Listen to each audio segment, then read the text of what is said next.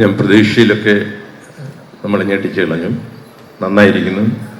ഹണിയുടെ ഇങ്ങനെ ഒരു പെർഫോമൻസ് ഇത്രയും നന്നായിട്ട് ഒരു സീരിയസ് ഫിലിമാണ് അല്ലേ എനിക്ക് തോന്നുന്നു. റേച്ചൽ അത് 6-ാം തീയതി ഒത്തിരി സ്ട്രഗിൾ ചെയ്ത് ബാദുവും മഞ്ജുവും ഒക്കെ ഒത്തിരി സ്ട്രഗിൾ ചെയ്തിട്ട് ഇറക്കുന്നൊരു പടമാണ്. ഇങ്ങനെ സ്ട്രഗിൾ ചെയ്ത് ഇറക്കുന്ന പടമൊക്കെ ചിലപ്പോൾ ബാദു വലിയ വിപ്ലവം സൃഷ്ടിക്കാൻ ചാൻസ് ഉണ്ട്. അനുഭവം അതാണ്, എനിക്കറിയാം. അതുകൊണ്ട് തന്നെ ആനന്ദിനിക്ക് മലയാള സിനിമയിൽ ഒരു വലിയൊരു സീറ്റ് ഉണ്ടാകട്ടെ. എനിവേ, ഞാൻ ഇങ്ങനെ ഒരു സബ്ജക്റ്റ് തിരഞ്ഞെടുത്തതിൽ അങ്ങേയറ്റം ഞാൻ അഭിനന്ദിക്കുകയാണ്.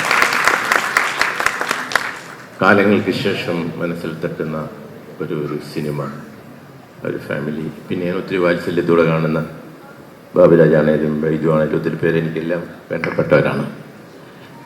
ഞാൻ ഇതിനകത്ത് ഏറ്റവും കൂടുതൽ അപ്രീഷിയേറ്റ് ചെയ്യുന്നത് ബാദു, മഞ്ജു, ഷാബുൽ ഹമീദ്, രാജൻ, നിർമ്മാതാക്കളോടാണ്. നിങ്ങളാണ് ഈ റിസ്ക് എടുത്തിരിക്കുന്നത്. പിന്നെ ആനന്ദിനെ കണക്കുള്ള ഫ്രഷ് ഡയറക്ടർക്ക് ഒരു വലിയ അവസരം കൊടുത്തിരിക്കുന്നു. ഹണിയെ പറ്റി പറയുകയാണെങ്കിൽ 2005 എനിക്ക് തോന്നുന്നു, അതിനു മുമ്പ് 2002-ലോ 2003-ലോ ആണ് പൃഥ്വിരാജിൻ്റെ മീരയുടെ ദുഃഖവും മുത്തുവിൻ്റെ സ്വപ്നവും എന്നുള്ള പടം തൊടുപുഴ നടക്കുമ്പോൾ അതിനടുത്താണ് ഹണിയുടെ വീട്. ഹണിയുടെ അച്ഛനും അമ്മയും ഹണിയും കൂടി ഇന്ന് മാടപ്പറമ്പിൽ എന്ന, അതിപ്പോഴുണ്ടെന്ന് തോന്നുന്നു, ആ റിസോർട്ടിൽ വന്ന് എന്നെ കാണുകയാണ്.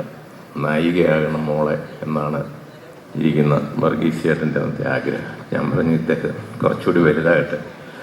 അങ്ങനെ പുള്ളി എന്നെ ഫോളോ ചെയ്തു. 2-3 വർഷം കഴിഞ്ഞിട്ട് ഞാനും പള്ളാശ്ശേരിയും കൂടി ബോയ് ഫ്രണ്ട് എന്നുള്ള ഒരു പടത്തിൽ പുതിയ ആൾക്കാരെ വെച്ച് ചെയ്യാം, മണിക്കുട്ടനെ ഹീറോയാക്കാം, അങ്ങനെയൊക്കെ ഒരു ഡിസ്കഷൻ നടക്കുമ്പോഴാണ് കറക്റ്റ് ടൈമിൽ ഈ ഹണിയുടെ ഫാദർ വരുന്നതും. അങ്ങനെയാണ് ഹണി ബോയ് ഫ്രണ്ടിൽ കൂടി വരുന്നത്. സത്യത്തിൽ ഹണി പറഞ്ഞ പോലെ ഇപ്പോൾ ദിവ്യാമണി തൊട്ട് പ്രിയാമണി തൊട്ട് ഒത്തിരി പേരെ മലയാളത്തിൽ കൊണ്ടുവന്നിട്ടുണ്ട്. ഹണി എന്തുകൊണ്ട് ഞാൻ പലപ്പോഴും ചോദിക്കാറുണ്ട്. അപ്പോൾ ഹണി പറയും, എൻ്റെ സമയമാകുന്നേ ഉള്ളൂ സാർ. കാരണം ഇന്ന് മലയാളത്തിൽ ഏറ്റവും നല്ല ശമ്പളം മേടിക്കുന്ന നടിമാരൊരു 10 സിനിമ ചെയ്താൽ ആ കിട്ടുന്നതിൻ്റെ കൂടുതൽ പൈസ ഹണി ഒരു വർഷം ഉണ്ടാക്കുന്നുണ്ട്. നിങ്ങൾക്കറിയാം, ഉദ്ഘാടനത്തിൽ കൂടി.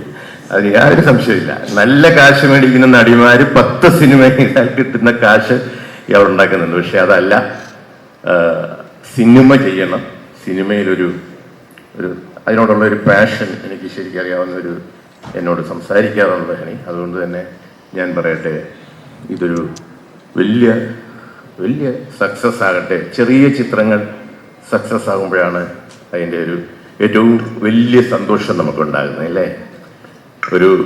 ഞാനൊക്കെ ആദ്യകാലത്ത് ഈ കോമഡി ചിത്രങ്ങൾ ചെയ്തുകൊണ്ട് വന്നതാണ്. ശിവായിലകള, കല്യാണ സുഗന്ധി, അനുരാഗ കൊട്ടാരം, അങ്ങനെയുള്ള പടം ചെയ്ത്, ഹൊറർ പടം ആകാശഗംഗ ചെയ്ത്.